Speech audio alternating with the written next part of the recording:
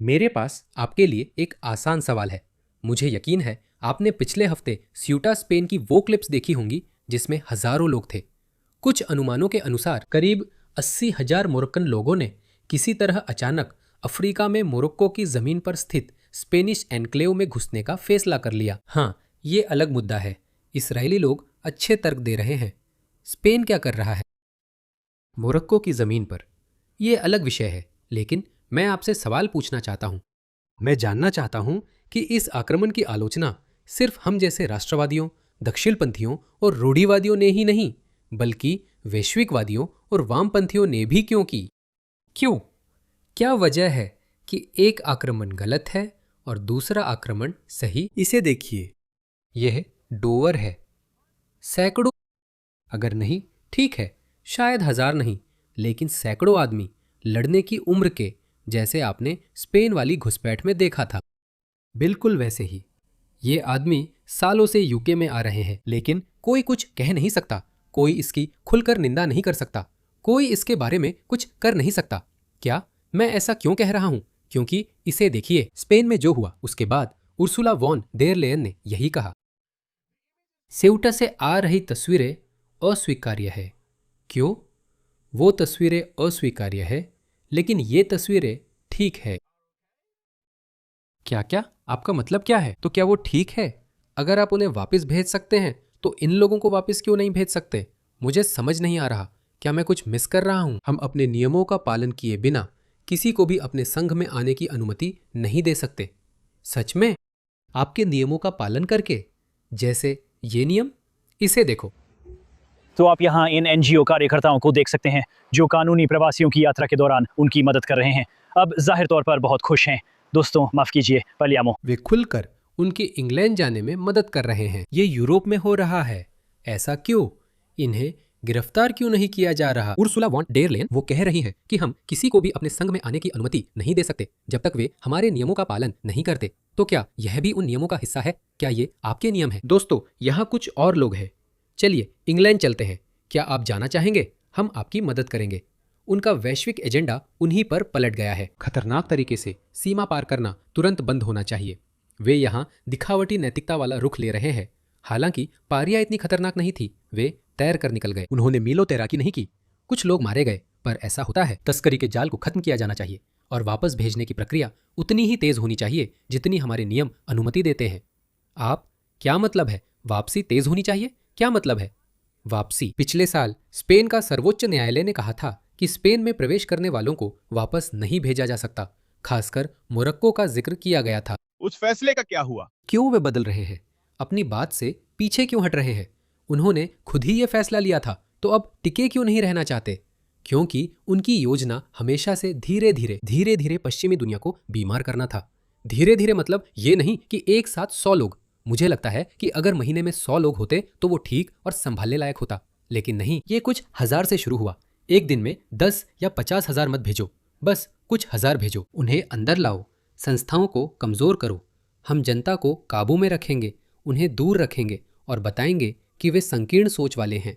लेकिन अब ये सब उनके खिलाफ हो गया है। यहाँ किसी ने बहुत चालाकी से चाल चली है। मुझे नहीं पता, शायद मोरक्को इसमें नहीं है। शायद वह कंजर्वेटिव्स और इजरायली के साथ है कि हमें ओपन बॉर्डर नीति को कैसे नाकाम करना है। सबको अंदर भेज दो। क्या ये कमाल नहीं? सब अंदर जा रहे हैं, पर उनकी मदद से ही। इसे देखो। यहां तक कि स्पेन भी घबरा गया। लगभग सभी लोग जो कल स्यूटा में घुसे थे अब मोरक्को लौट गए हैं। फिर से? क्यों? तुम्हारा मतलब? असल में मैं तुम्हें ये दिखाता हूं। दोस्तों, ये रहा। मैं तुम्हें वो बीबीसी आर्टिकल पढ़कर सुनाता हूं जो मैंने कुछ दिन पहले पढ़ा था, जब ये सब उसी समय हो रहा था। लो दोस्तों, इसे देखो। 29 जून को स्पेन की सुप्रीम कोर्ट ने फैसला दिया कि समुद्र से आए प्रवासियों को उचित प्रक्रिया के बिना तुरंत निर्वासित नहीं किया जा सकता, क्योंकि उन्होंने स्पेनिश कानून में उल्लिखित भौतिक सीमा ढांचा पार नहीं की है। अब वे अपने बयान से पीछे क्यों हट रहे हैं? क्यों? तुम्हारा क्या मतलब है कि वे अब लौट आए हैं? जानते हो वे क्या कह रहे हैं? वे कह रहे हैं कि वे स्वेच्छा से लौटे हैं। हाँ, इसमें कुछ सच्चाई हो सकती है, क्योंकि ये वीडियो अब गायब नहीं होने वाले। दोस्तों, ये कल रात की बात है। ये वीडियो कल रात का है। इन्हें देखो, वे अब भी वहां घूम रहे हैं। सोचो, अगर तुम स्पेनिश हो और ये देखो। मैंने कुछ वीडियो देखे हैं। स्पेनिश लोग भी उन्हें पीछे धकेल रहे हैं, अपने गिरोह बना रहे हैं और सड़कों पर गश्त कर रहे हैं। देखो तो हाँ, मुझे नहीं पता। इसे देखो दोस्तों, यही है वो। इन स्पेनिश आदमियों को देखो, ये उन्हें भगा रहे हैं।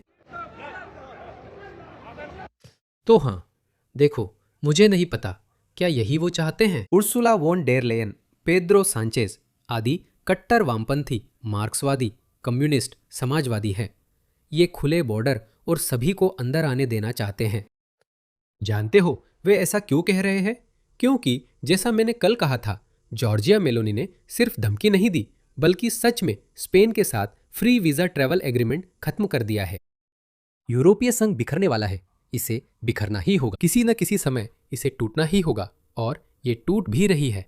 और इसी वजह से मैं लाइन पर धीमा था और कहा था कि ये नहीं हो सकता।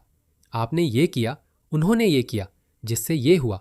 अब एंडी बर्नम से सवाल पूछने का समय है कि अगर वो गलत था तो ये कैसे सही है जो मैंने अभी आपको सुनाया। यही वो कह रहे हैं, देखिए। इस साल सीमा पार करने की घटनाओं की संख्या 50% कम 2025 की इसी अवधि की तुलना में।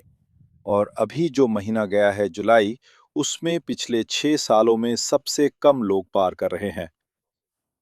स्पष्ट है कि प्रगति हो रही है, लेकिन हम आत्मसंतुष्ट नहीं हैं। इसलिए मैं यहाँ हूँ। ये पहली बार है जब उन्होंने इसके बारे में बात की है। यही बात ट्रंप भी कह रहे थे कि उन्हें इसका जिक्र करना पड़ेगा, क्योंकि अब तक उन्होंने इसके बारे में बात नहीं की थी। मैं आया हूँ। मुझे लगता है स्पेन की स्थिति ने उन्हें ये चर्चा करने पर मजबूर किया। रविवार को टीम से मिलने के लिए, यह सुनने के लिए कि उन्हें क्या लगता है कि क्या किया जाना चाहिए और आगे क्या किया जा सकता है। हम लगातार प्रयास करेंगे।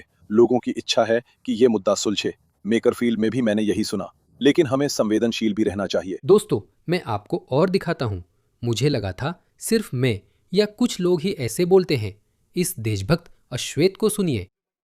अगर मैं सऊदी अरब जाऊं तो वहां के लोग देखना चाहता हूं। चीन जाऊं तो चीनियों को देखता हूं। इंग्लैंड अगले 10-20 साल में एंग्लो सैक्सन काकेशियन विरासत वाला देश नहीं रहेगा।